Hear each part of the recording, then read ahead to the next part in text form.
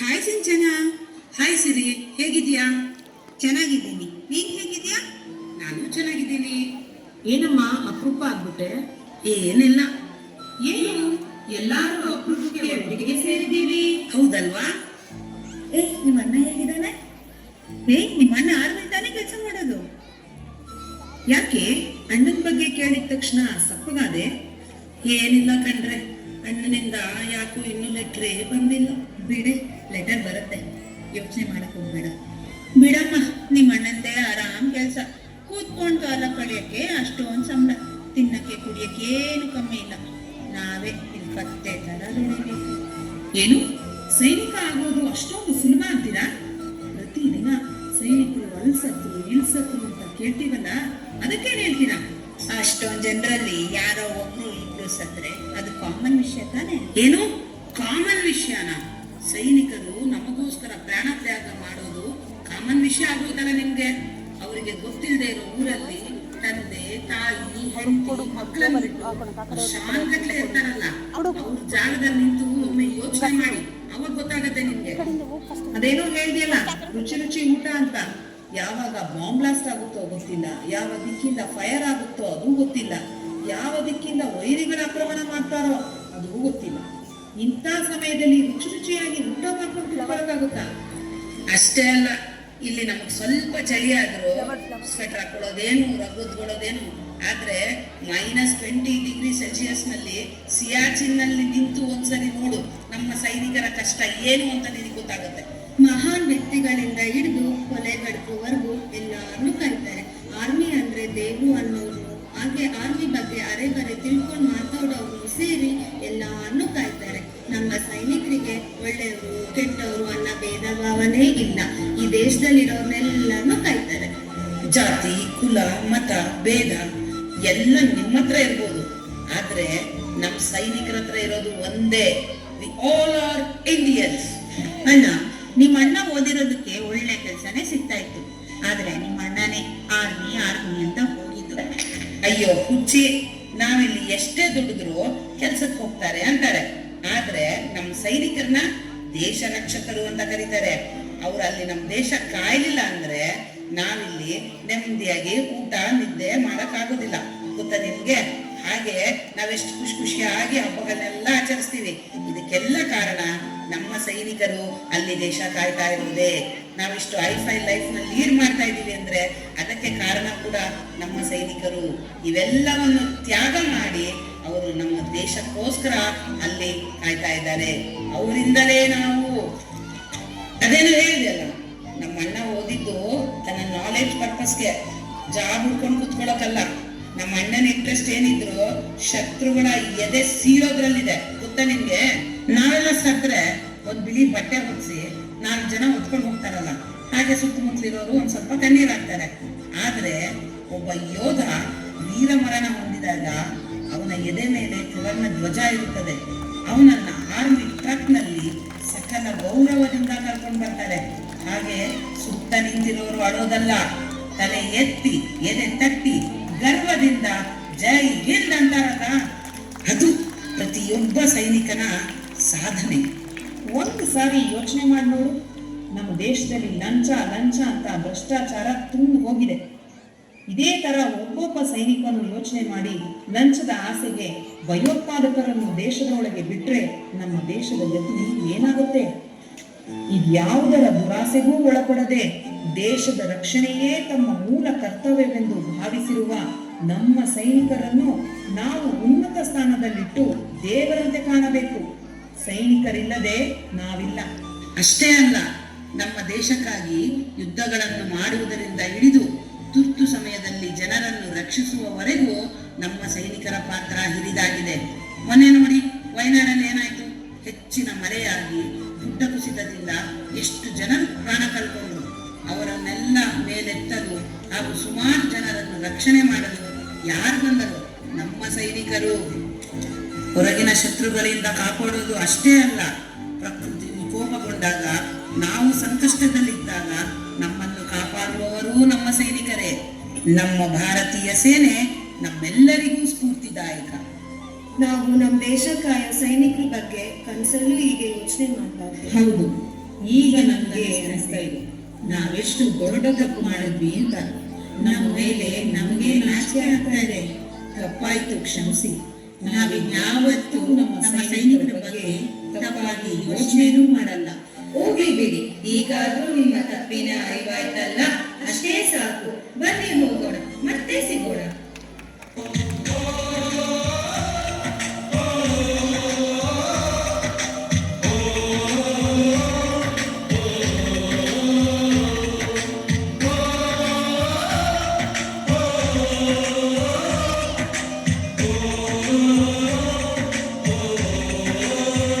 संदेश आते हैं, हमें तड़पाते हैं, चिट्ठी आती है, पूछे जाती है कि घर कब आओगे, कि घर कब आओगे, लिखो कब आओगे, कि तुम बिन ये घर सुना सुना है। संदेश आते हैं, ಚಿಟ್ಟಿ ಆಯಿ ಓ ಸೌರಭಣ್ಣ, ನಿಂಬೆ ನೆಟ್ರು. ಬೇಕಾ? ಬಾ ತಗೋ ಬಾ. ಬೇಡ ನೋಡು, ಕೊಟ್ಬಿಡು. ನೋಡಿದ್ಯಾ ಹೆಂಗ್ ತಗೊಂಡೆ? ನೆಕ್ಸ್ಟ್ ಮನೋಜ್. ಕೊಡು, ನಮ್ಗೆ ನೋಡಕ್ಕಾಗಲ್ಲ, ಪ್ಲೀಸ್ ಕೊಟ್ಬಿಡು. ನಾನ್ ಕೊಡಲ್ಲ, ಪ್ಲೀಸ್ ಕೊಟ್ಬಿಡು. ಅಪ್ಪ ಸಾಕಾಯ್ತಪ್ಪ, ನನ್ ಕೈ ನೋಡಕ್ಕಾಗಲ್ಲ. ತಗೋ ಆಯ್ತು. ಲಾಸ್ಟ್ ಲೆಟರ್ ಯಾರಿರ್ಬೋದು? ಅಲ್ಲ ರಾಜೇಶನ, ನಿಂದೆ. ಆದ್ರೆ ನಾನ್ ಕೊಡಲ್ಲ, ನಾನ್ ಬಿಡಲ್ಲ.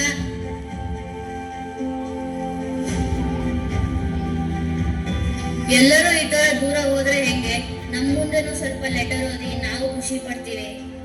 ಸೌರಭ್, ಯಾರ್ ಲೆಟರ್ ಬರ್ದಿದಾರೋ? ಅಪ್ಪ ಲೆಟರ್ ಬರ್ದಿದ್ದಾರೋ?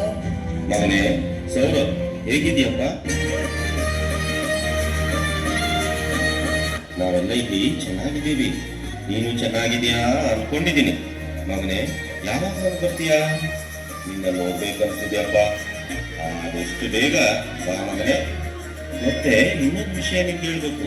ನಿನ್ನ ತಂಗಿನ ನೋಡೋಕೆ ಗಂಡಿನ ಕಡೆಯರು ಬಂದಿದ್ರು. ಅವ್ರದಂತೂ ಒಂದೇ ಆಟ. ಅಣ್ಣ ಬರುವವರೆಗೂ ನಾನು ಯಾವ ಮದುವೆನೂ ಆಗೋದಿಲ್ಲ. ಅಣ್ಣ ಒಪ್ಪಿದ ಹುಡುಗನನ್ನೇ ನಾನು ಮದುವೆ ಆಗೋದು ಅಂತ ಹೇಳ್ತಿದ್ದಾಳೆ. ಈ ಬಾರಿ ರಜಕ್ಕೆ ಬಂದಾಗ ತಂಗಿ ಮದುವೆ ಮುಗಿಸ್ಕೊಂಡೇ ಹೋಗ್ಬೇಕಪ್ಪ. ಏನೇ ತಾನೇ ಮುಂದೆ ನಿಂತು ಮದುವೆ ಮಾಡಬೇಕು. ಹಾಗಾಗಿ ನಾವೆಲ್ಲ ನಿಮ್ಮ ಬಾರಿ ಕಾಯ್ತಾ ಇದ್ದೀವಿ. ಬೇಗ ಬಾ ಮಗನೇ. ಇಲ್ಲಿ ನಿಮ್ಮ ಪ್ರೀತಿಯ ಅಪ್ಪ. ಏನು ನನ್ನ ತಂಗಿ ಇರ್ತದ್ವೇನಾ? ಈ ವಿಚಾರ ಕೇಳಿ ತುಂಬಾ ಸಂತೋಷ ಆಯ್ತು. ನಿನ್ನೆ ಮೊನ್ನೆ ಎಲ್ಲ ನನ್ನ ಹಿಂದೆ ಮುಂದೆ ಓಡಾಡ್ಕೊಂಡಿದ್ದವಳು ಮದುವೆ ಅಂದ್ರೆ ಯಾರಿಗೆ ತಾನೇ ಸಂತೋಷ. ಈ ಸಾರಿ ರಜಕ್ಕೆ ಹೋದಾಗ ಅವಳ ಮದುವೆ ಮುಗಿಸ್ಕೊಂಡೇ ಬರ್ತೀನಿ. ನಾನೇ ಮುಂದೆ ನಿಂತು ಅವಳ ಮದುವೆ ಮಾಡಿಸ್ತೀನಿ. ಅವಳನ್ನ ನನ್ನ ಭುಜದ ಮೇಲೆ ಎತ್ಕೊಂಡೇ ಮದುವೆ ಮನೆ ಕರ್ಕೊಂಡು. ಸಾಕು, ಕನ್ಸಲ್ಲಿ ನಿನ್ ತಂಗಿ ಮದ್ವೆ ಮಾಡ್ತೀಯ ಹೇಗೆ? ಅವಳಿಗೆ ಎಂತ ಗಂಟದ್ದು?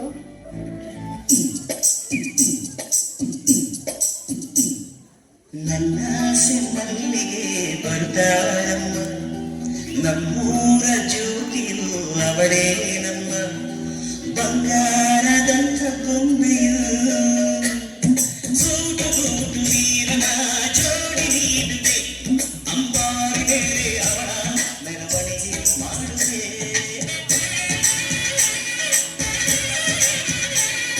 ಅವಳ ಪಾದಭೂಮಿಗೆ ಸೋಗದಂತೆ ಕಾಯುವೆ, ನಡೆವ ದಾರಿಗೆ ಹೂವರಾಶಿ ಚೆಲ್ಲುವೆ, ಚೆಲ್ಲು ನನ್ನ ಬಂಗಾರಿಗೆ. ಖುಷ್, ಇವನ್ ಸಿರಿ ಒಳಗಡೆ ಇವನ್ ಪತ್ರನೇ ಹೊರಟೋಗ್ಬಿಟ್ರು. ಮನೋಜ, ನಿನ್ ಪತ್ರ ಓದು. ಮನೋಜ, ಯಾರ್ ಪತ್ರ ಬರ್ತಿದ್ದಾರೋ? ನಮ್ಮಮ್ಮ ಪತ್ರ ಬರ್ತಿದ್ದಾಳು.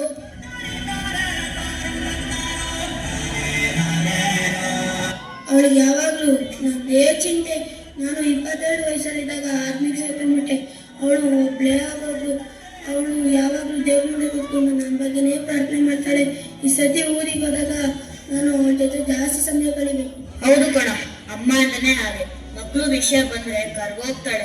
ಹಗಲು ರಾತ್ರಿ ನಮ್ಮ ಬಗ್ಗೆನೇ ಚಿಂತೆ ಮಾಡ್ತಾಳೆ. ಅವಳ ಪ್ರೀತಿಗೆ ಬೆಲೆ ಕಟ್ಟಕ್ಕೆ ಆಗಲ್ಲ. ರಾಜೇಶ, ನಿನಗೆ ಅವರ ಪತ್ರ ಬರ್ದಿರೋದು? ನನಗೆ ನನ್ನ ಮಗಳು ಲೆಟರ್ ಬರ್ದಿದ್ದಾಳು. ಅವಳು ಇವಾಗ 1st ಸ್ಟ್ಯಾಂಡರ್ಡ್ ಓದ್ತಿರ್ಬೋದು. ಅವಳು ಬರ್ದಿದ್ದಾಳೆ, ಅಪ್ಪ ಹೇಗಿದ್ಯಪ್ಪ?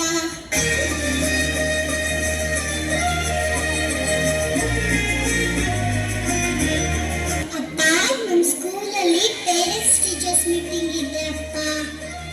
ಈ ಬಾರಿ ಪೇರೆಂಟ್ಸ್ ಟೀಚರ್ಸ್ ಮೀಟಿಂಗ್ಗೆ ನೀನೇ ಬರ್ಬೇಕಪ್ಪ.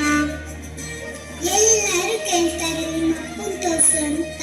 ಅದಕ್ಕೆ ನಾನು ನಿಮ್ಮ ಅವರಿಗೆ ಪರಿಚಯ ಮಾಡ್ಕೊಡ್ಬೇಕಪ್ಪ. ಹಾಗೆ ನಿನ್ ಜೊತೆ ಟ್ರಿಪ್ ಹೋಗ್ಬೇಕಪ್ಪ. ಕಣ್ಣ ಮುಚ್ಚಲ ಆಗ್ಬೇಕಪ್ಪ. ನೀ ನನಗೆ ಕೂಸು ಮರಿ ಮಾಡ್ಬೇಕಪ್ಪ. ನೀನೇ ನನಗೆ ಊಟ ಮಾಡಿರ್ಬೇಕು ಆಯ್ತಾ ಅಪ್ಪ? ಅದಕ್ಕೆ ಬೇಗ ಬಾ ಅಪ್ಪ. ನನ್ನ ಪುಟ್ಟ ಮಗಳು ನನ್ನನ್ನು ತುಂಬಾ ಮಿಸ್ ಮಾಡ್ಕೊಂತಿದ್ದಾಳೆ. ನಾನು ಅವಳಿಗೆ ಕೊಡ್ಬೇಕಾಗಿರೋ ಪ್ರೀತಿನೇ ಕೊಟ್ಟಿಲ್ಲ. ಈ ಬಾರಿ ಹೋದಾಗ ಅವಳ ಜೊತೆನೇ ಕಾಲ ಕಳಿಬೇಕು. ಅವಳ ಆಸೆಗಳನ್ನೆಲ್ಲ ತೀರಿಸ್ಬೇಕು. ಪಾಪ ನಮ್ಮ ಮನೆಯವರೆಲ್ಲ ನಾವು ಬರೋ ದಾರಿನೇ ಕಾಯ್ತಾ ಇರ್ತಾರೆ. ಅವರು ನಮಗೋಸ್ಕರ ಪ್ರಾಣ ಹಿಡ್ಕೊಂಡು ಕಾಯ್ತಿರ್ತಾರೆ. ಅವರ ಪ್ರೀತಿಗೆ ಬೆಲೆ ಕಟ್ಟೋಕೆ ಆಗಲ್ಲ. ಬನ್ನಿ ಹೋಗೋಣ.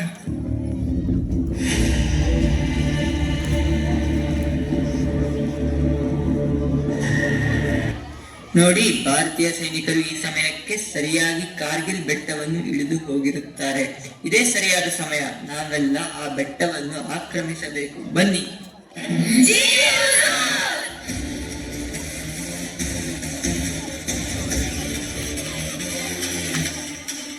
Alert alert! ದುಷ್ಕರ್ಮಿಗಳು ನಮ್ಮ ಕಾರ್ಗಿಲ್ ಬೆಟ್ಟವನ್ನು ಆಕ್ರಮಿಸಿರುವ ಶಂಕೆ ಇದೆ. ಅದನ್ನು ಖಾತರಿಪಡಿಸಲು ನಮ್ಮ ಸೈನ್ಯದಿಂದ ಮೇಜರ್ ಸೌರಭ್ ಹೋಗಬೇಕೆಂದು ಆದೇಶಿಸಲಾಗಿದೆ. ಜೈ ಹಿಂದ್. ಸರಿ, ನಾನೇ ಹೋಗ್ಬರ್ತೀನಿ. ಯಾರು ಗೊತ್ತು, ಹಾಗೇನಾದ್ರೂ ಯಾರಾದ್ರೂ ಆಕ್ರಮಣ ಮಾಡಿದ್ರೆ ನಾನೇ ಅವ್ರನ್ನೆಲ್ಲ ಹೊಡೆದು ಉರುಳಿಸ್ತೀನಿ. ಸರಿ ಆಗುತ್ತೆ, ನಾನು ಹೋಗಿ ಬರ್ತೀನಿ. ಜೈ ಹಿಂದ್.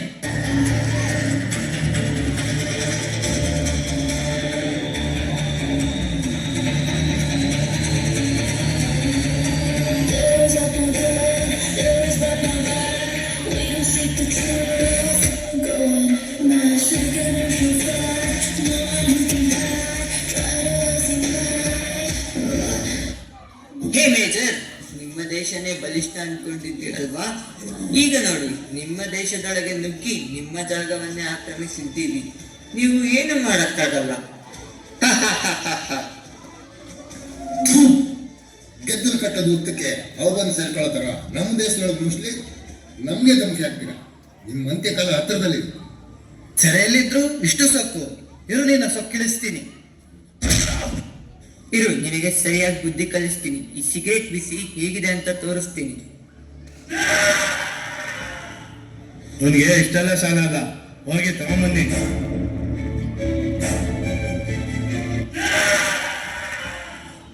ಇವನ ಕಣ್ಣುಗಳನ್ನು ಕಿತ್ತಾಕಿ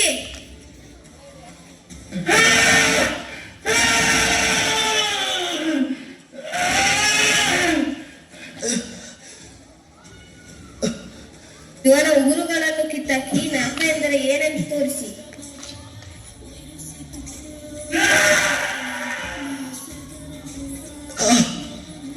ಇವರಲ್ಲಿ ಏನು ಉಳಿದಿಲ್ಲ. ಶೂಟ್ ಮಾಡಿ ಸಾಯಿಸಿ.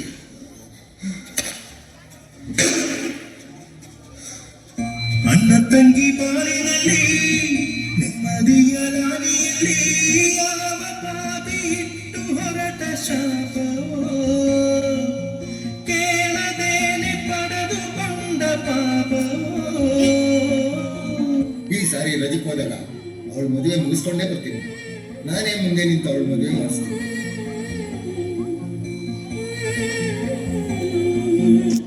ಇವನ್ ಡೆಡ್ ಬಾಡಿನ ಇಂಡಿಯನ್ ಆರ್ಮಿಗೆ ಗಿಫ್ಟ್ ಆಗಿ ಕಳಿಸಿ.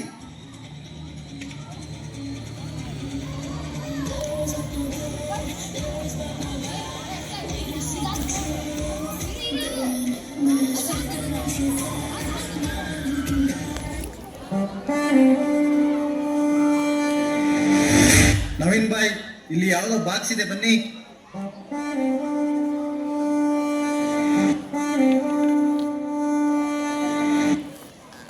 ಸೌರಭ್ ಬಾಯ್,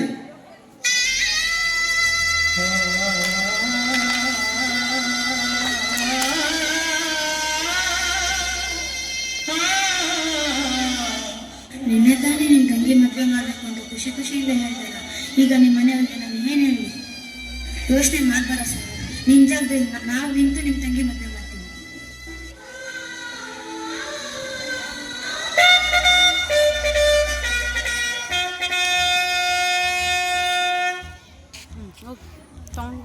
ಬೇಗ ಬೇಗ ಬೇಗ. ಕಾರ್ಗಿಲ್ ಬೆಟ್ಟವನ್ನು ದುಷ್ಕರ್ಮಿಗಳು ಆಕ್ರಮಿಸಿದ್ದಾರೆ ಎಂಬುದು ಖಾತರಿಯಾಗಿದೆ. ನಮ್ಮ ಸೌರಭದ ಪ್ರಾಣ ತೆಗೆದು ಯುದ್ಧಕ್ಕೆ ಆಹ್ವಾನ ಕೊಟ್ಟಿದ್ದಾರೆ. ಆ ಪಾಪಿಗಳ ಮಾರಣ ಹೋಮ ನಡೆಸಿ ನಮ್ಮ ಸೌರಭ್ ಸಾವಿಗೆ ನ್ಯಾಯ ಕೊಡಿಸಬೇಕು. ಬೋಲೋ ಭಾರತ್ ಮಾತಾ ಕಿ ಜೈ.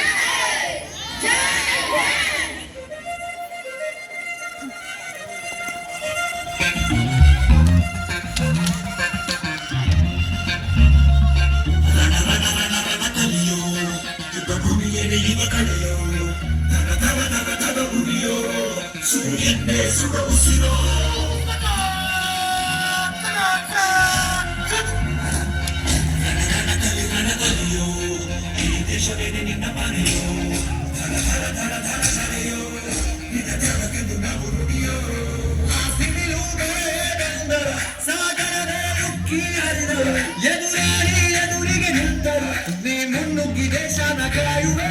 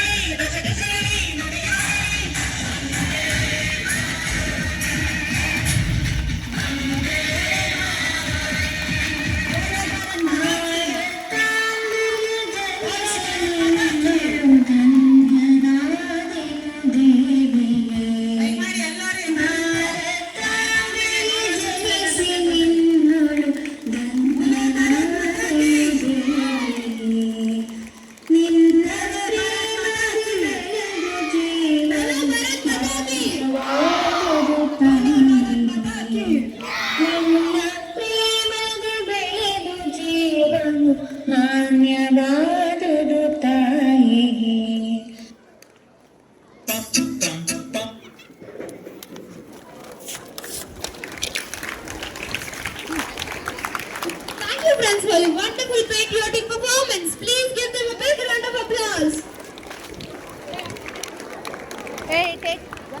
Kindness is a language which the deaf can hear and the blind can see. Being thankful and expressing gratitude is an important part of life. So here is my friend Davana Priya to propose the vote of thanks. Good morning to one and all.